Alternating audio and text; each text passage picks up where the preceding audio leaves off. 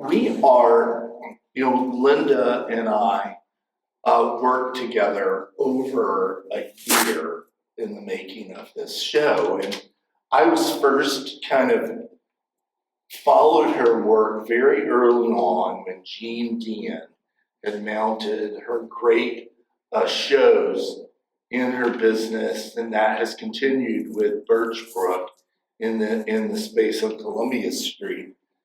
And I've been following the development of her paintings from the really small, beautiful abstract paintings that had so much passion and sensitivity in them, and have been following her work. And then I saw more of them at different places and said, her works are really amazing and they should be seen by larger audiences. And it would be wonderful to mount a larger scale exhibition of her work and work together, with her on the making of the show. So, as is often the case, as a curator, we're working really closely with the artist for an extended period of time, and we're discussing like spatial dynamics, and we're discussing the scale of works of art, and we're really just exploring the possibilities of what can happen to create a new experience for the artist and for our visitors at the museum. So I would say Linda and I at least visited 4 times or more. Mm-hmm. And which was wonderful too is to see an incredible leap in scale to these large scale canvases, which were, not everybody can transition as well and seamlessly as you see here from working on this scale and working on, 6 feet tall. So Linda embraced the whole process and the commitment and working with artists, that time in the studio, that intensity when you're creating a show and a new body of work, and just knocking around ideas with her and really exploring, ideas and what we might be able to accomplish here in selecting down. Because, often artists will create more works than they're able to fit in the space, because during that curatorial project, we're selecting down. And that was the case here. So, just on a personal note, I had a wonderful time working with Linda on the show and visiting her studio, which was not very far for me to trek, which was even greater. And I think that the end product of the show is something that we are very proud of at the Zillman, and I'm hoping Linda is very proud of the final product here that you're seeing. So with that, I'll turn it over to Linda for her Art at Noon talk. So thank you very much. Thank you, George. It was really fun to go through that process because I'd never really been through anything like that before. And one of the most fun things for me was whenever George came, he would poke around in the studio and he'd find these random things that I never expected would get shown, such as this little plein air over here and that grouping of 4 exercises. I just kind of did them and never expected anything to happen with them. And they just look so, he had that vision of knowing how these things can all go together. So that was like a new experience for me. And I just want to clarify that by the time I got this show invitation, I was painting bigger.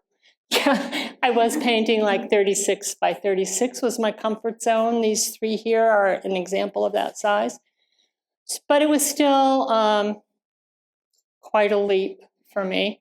And it took me a couple months to sort of get my bearings and figure out how to even attack it and approach it. So I made 9 big paintings. 6 are on exhibit here, and then 5 smaller ones. 4 are on exhibit. And then we filled in with we needed some small works at the end to make the space kind of work and have a rhythm, so we just pulled some smaller works from the studio. And I got to be involved and watch the curatorial process, which most artists don't get to do because they live in New York or Massachusetts or something. And since I was like 1 block away, I could respond to a phone call at a moment's notice. So that was a real gift for me. So I think most of you know I've been a plein air painter for many years, plein air landscape. And 2017, 2018, I started making the transition to abstraction and just never really turned back. But I think you can see the impact of my landscape painting in these paintings. I'm still painting layers to create space, and the mark making and the palette, all those things kind of respond to the whole landscape thing, even though they're not really landscapes. They always end up being sort of like landscapes. And feel free to interrupt me anytime, because I'm sort of better at that than just standing and talking. So I don't mind if you interrupt off subject even. So my process, I was going to talk about my process a little bit. I usually start with a blank canvas and make random marks just anywhere without any idea of what I want to do. Usually a dark color, black or some form of black. And that just sort of creates a structure for me to sort of respond to. And lots of times those marks are nowhere to be seen by the time I finish the painting. I just keep going and have several sessions where I'm just adding marks and adding color and experimenting with color combinations, rotating the canvases all the time.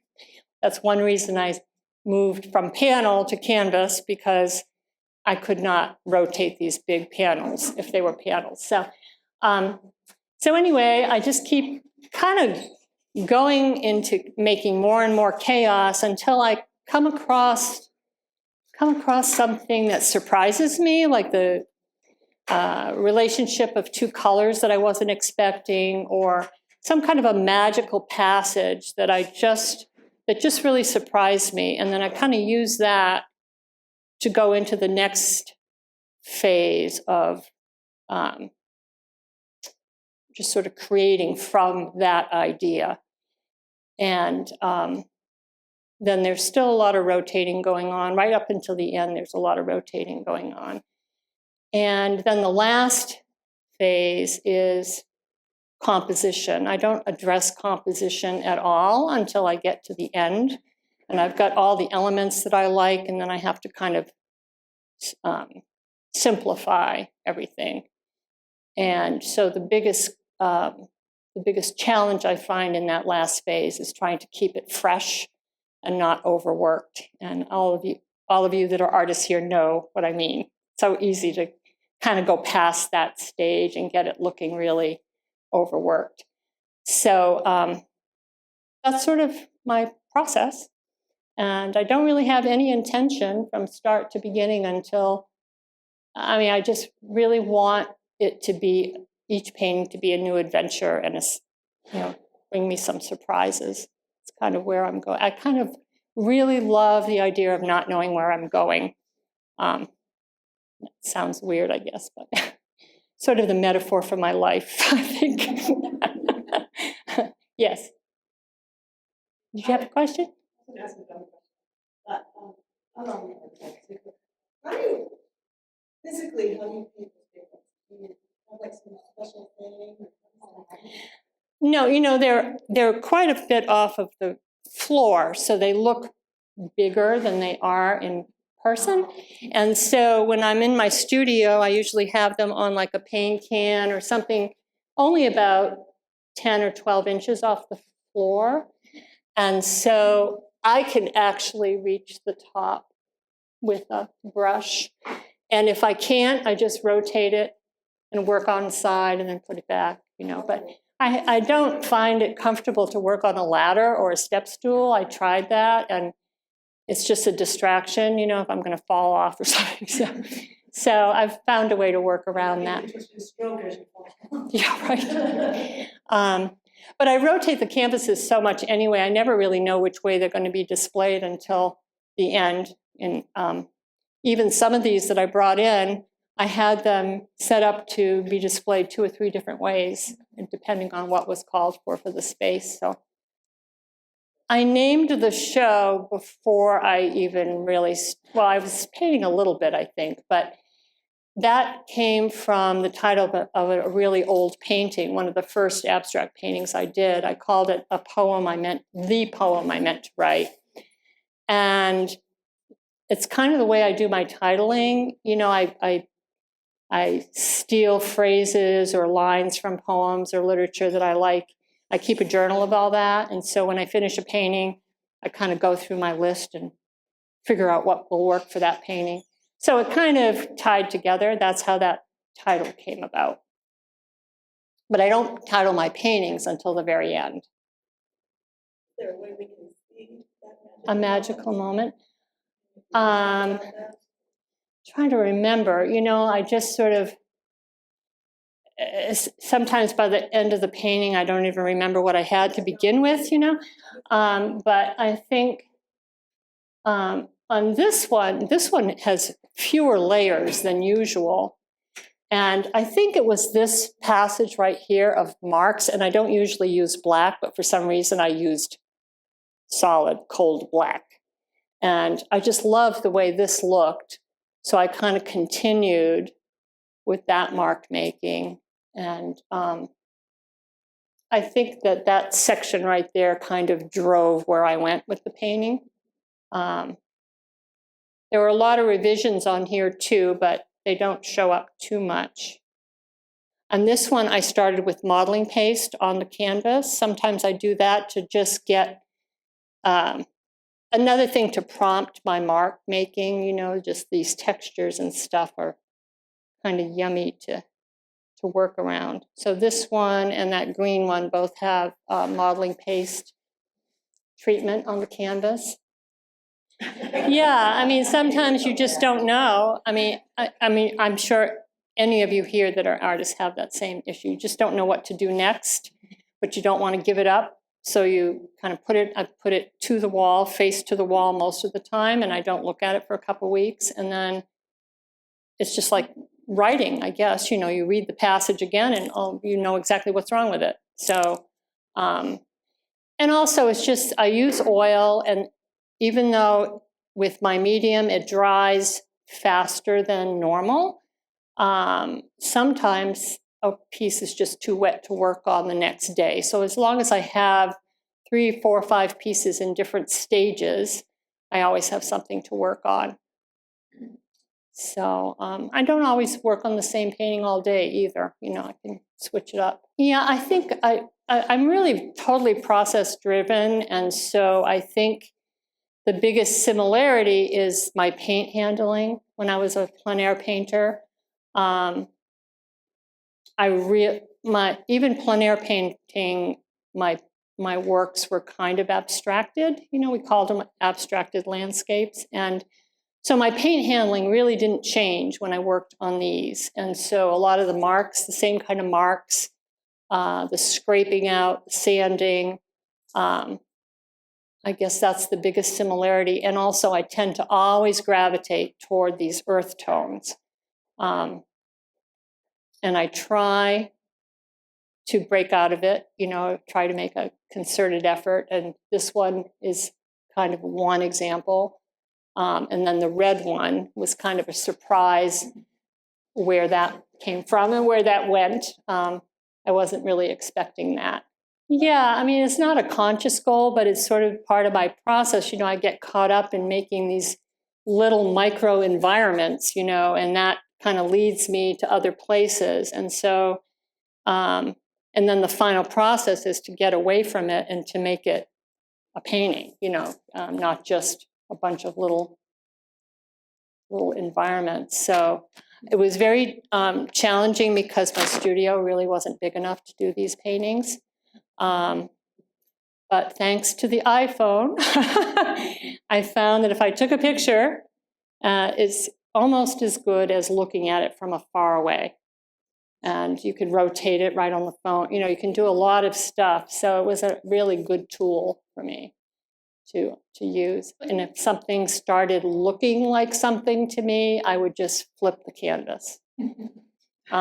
Because it distracted me. If it started to look like something, then it became a place or a thing, and I couldn't unsee it. So I would flip it either 90 or 180 degrees and work on it in a different way. People still see things in the paintings all the time. I hear that. But the nice thing is that it's a personal response. You know, your personal response might be different than someone else's. So that's what I like about abstraction. It's an experience for the viewer, just like it's an experience for me to paint them. So somebody pointed out that in almost every painting I have these little Basquiat crowns, or what do you call them? Yeah, the crowns, which I never really noticed, but somebody pointed that out to me. It's just my mark making that kind of repeats itself here and there. So I have my favorite colors, and I mix my favorite colors in like a salsa container or hummus container, you know, because I use them a lot. But my teacher, even in plein air painting, he always encouraged us to bring every color. He said, you never know when you're going to want something really different. And if you don't have it with you, you won't think of it. So I just always have, it's really a messy kind of situation. I don't use a palette for these big ones, especially. I just mix. Once I get a color that I like on a small scale, then I'll mix it in a big scale, because it's the only way you can get enough paint on the brush to, you know, make an impact on the canvas.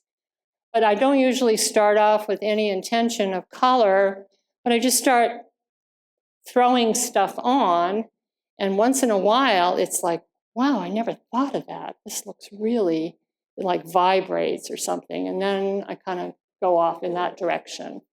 And then sometimes it doesn't last, you know, something else better comes along, and so that gets wiped out.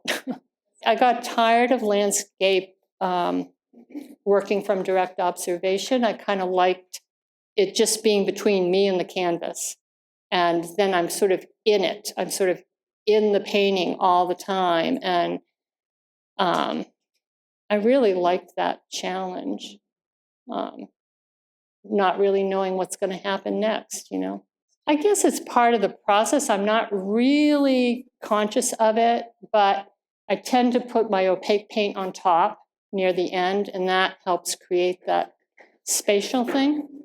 I use a lot of transparent paint as I'm building up my layers. So there's a lot of thin paint on top of thin paint on top of thin paint. And then at the end, I tend to accent really with opaque marks. And so it creates space. It doesn't take much sometimes, too. On this one, I remember feeling like this was really too forward, this whole thing, but I didn't want to get rid of it completely.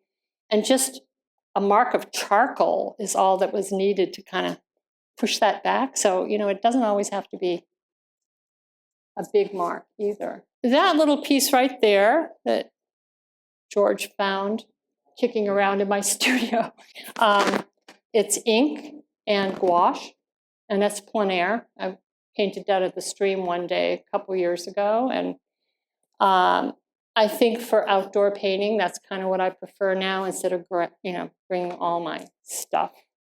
And that grouping of 4 over there, that was ink and charcoal. There's a water-soluble charcoal that comes in colors, and so you can put the charcoal on, add a little water, and you can make washes.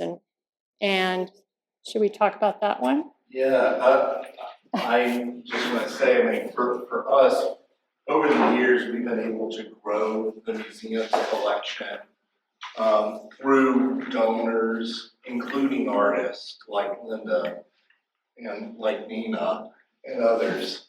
So this piece will be entering the collection. And so people will be able to appreciate this works in our rotation of shows. We're very excited.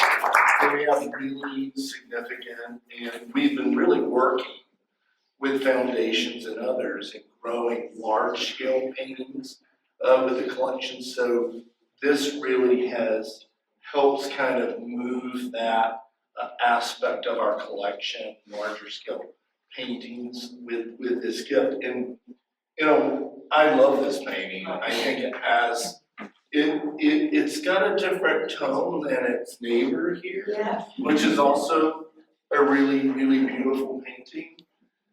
Nina mentioned this, and I agree, and it's things that Linda and I talked about in the studio visits.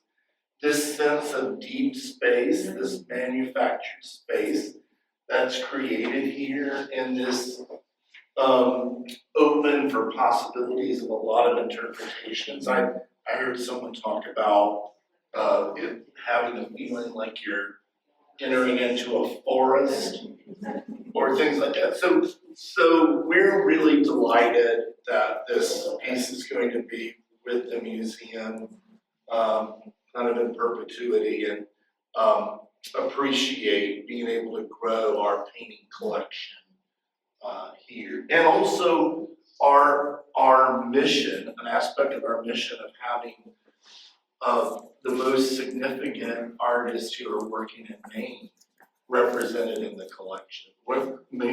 Maine-based artists is not our sole focus, as you all know, but it is very important that we have the very finest artists in Maine represented in the museum collection. So, thank you. I'm very happy. There was a lot more purple in here. It was really too purple. It was dominating the whole thing. So I think one of the last things I did was just put green on top to cut back the purple, but it's so strong, that it doesn't take much for it to pop out. So I did that here and up at there. And I also think it might have been turned, I think this might have been the top at one time.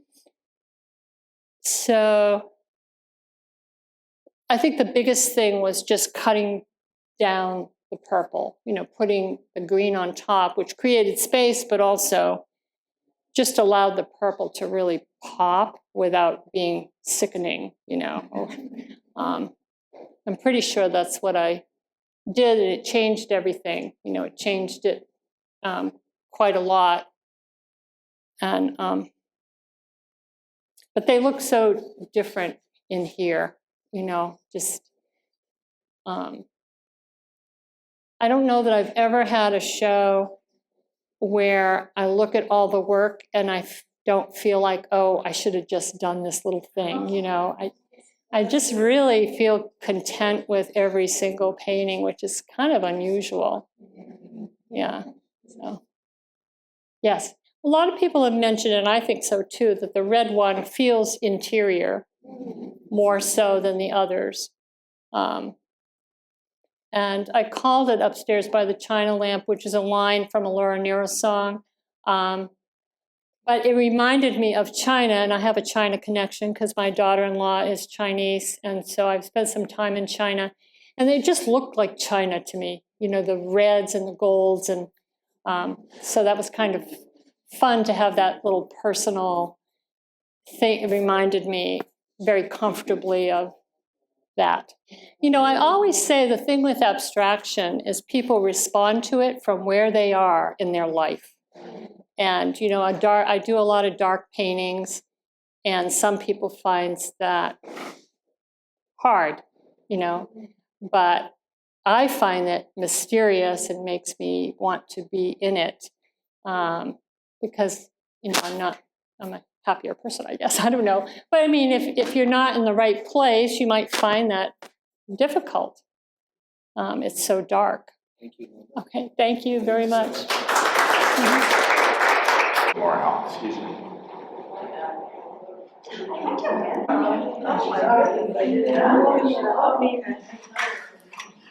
Good idea.